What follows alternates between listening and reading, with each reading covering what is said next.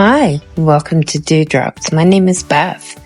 Oh my gosh, this is going to be so much fun to do. It is such an easy project. You can crank these out left and right.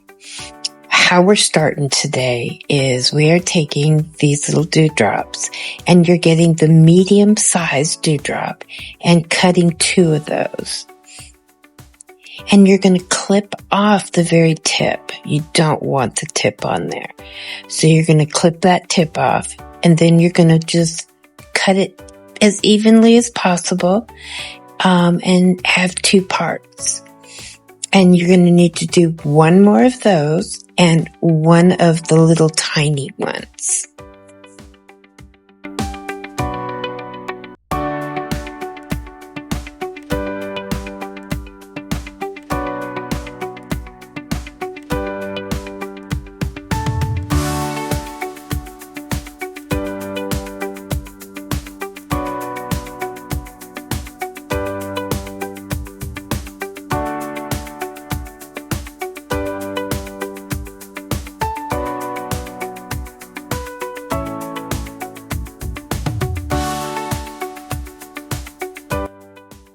That was quick and painless, definitely.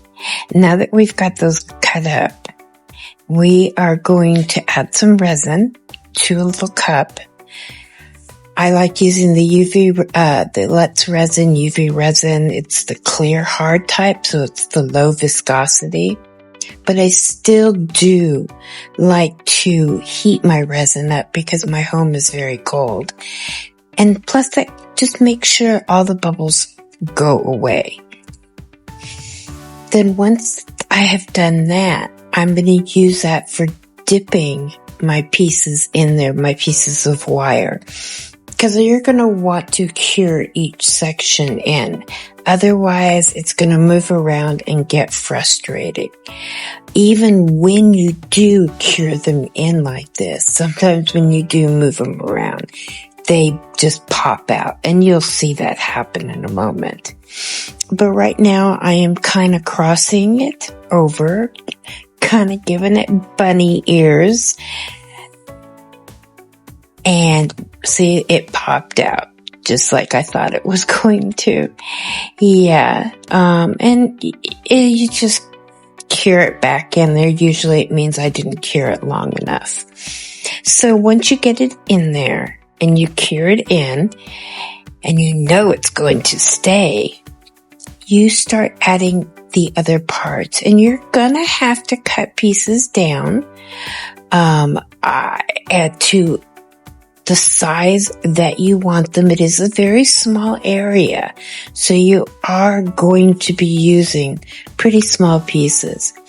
But you do want your pieces to have a slight bend because you want an outward motion. Because this is such a small piece, if your pieces go inward or just straight up, it doesn't give it a flow. So it's really important that you do that. So you give it that outward motion, and then you're going to just cure everything in.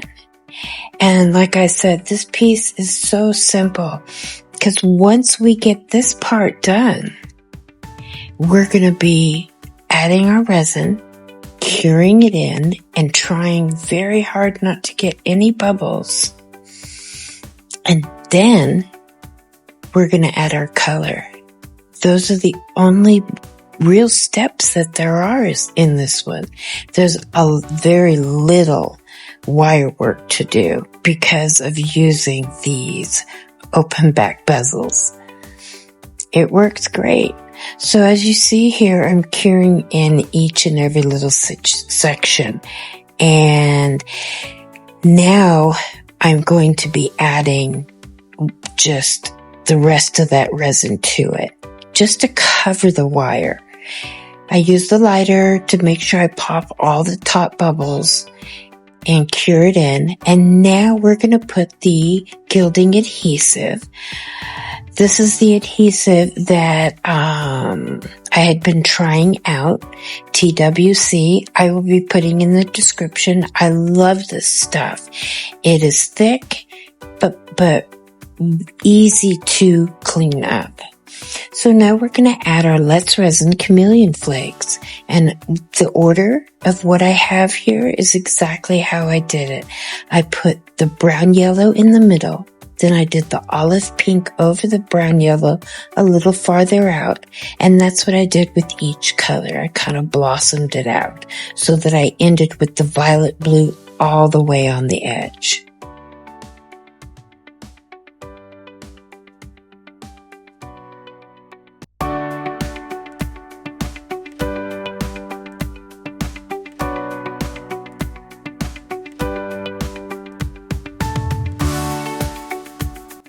Now we're going to burnish it in.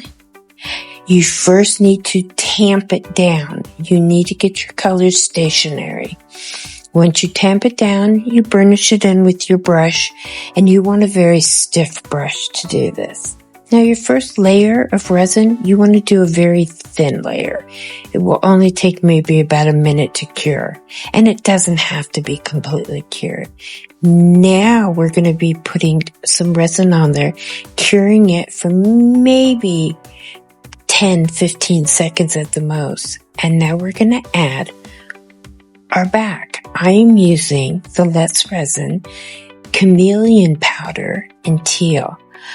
I had never used it before as a backing, and I realized how beautiful it makes the back look. And it is perfect for the opaqueness that you need to be able to give your piece the color and the pizzazz that it does. So I pulled out some bubbles, and now I'm going to cure it. And each layer will take about 2 to 3 minutes to completely cure. And it's really important that you cure the back completely. So then I put the last layer on the back here before we put a bezel or a bail on it. Cure that. And then we pull it out. Oh my God, look how pretty that thing is. My God, it turned out beautiful. There's very little sanding with this. It was just basically to get any of the burrs off, just to smooth the edges, make sure that there was nothing that needed to be filled.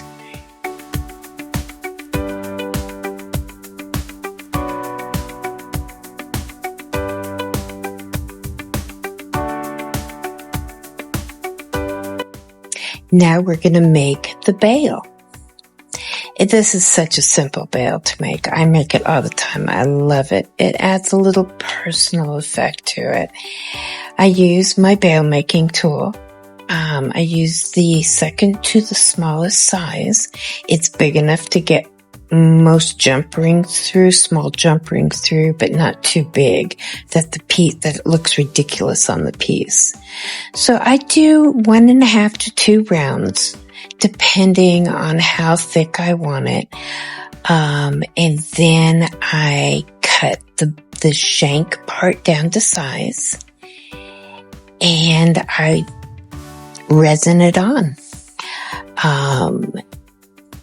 Look how pretty that is on the back. It's like a jewel. I love that chameleon powder. The teal is like one of my all-time favorite.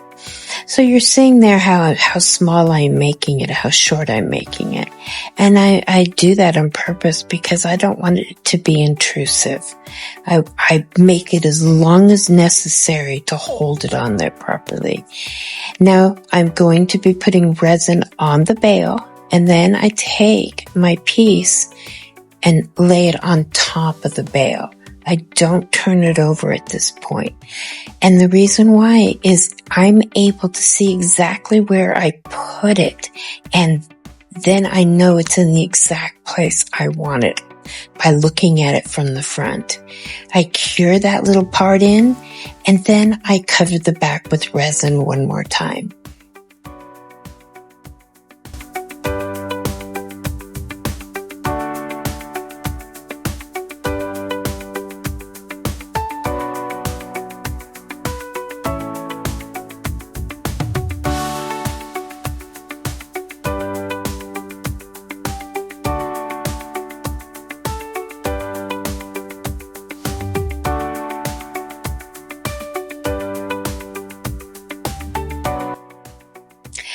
Now that that's done on the back, we're going to add some resin to the front. Wait till you see how beautiful this thing has turned out. I mean, the colors on it are exquisite. They're just so dainty and so pretty. I love this piece. Now what we're going to do is we're going to put a dome on the front, and I'm using the high viscosity resin.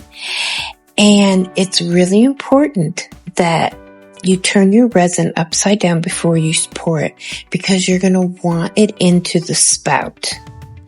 And what I mean by that, you are going to want to hold it upside down for 15-20 seconds. That way you'll get a beautiful coverage, a beautiful shine without bubbles. And there we have it. Oh my God, look how pretty it is. It was so much fun to make and so easy. I hope you guys enjoyed that. Please like and subscribe. It really helps my channel. Thank you. I will see you soon.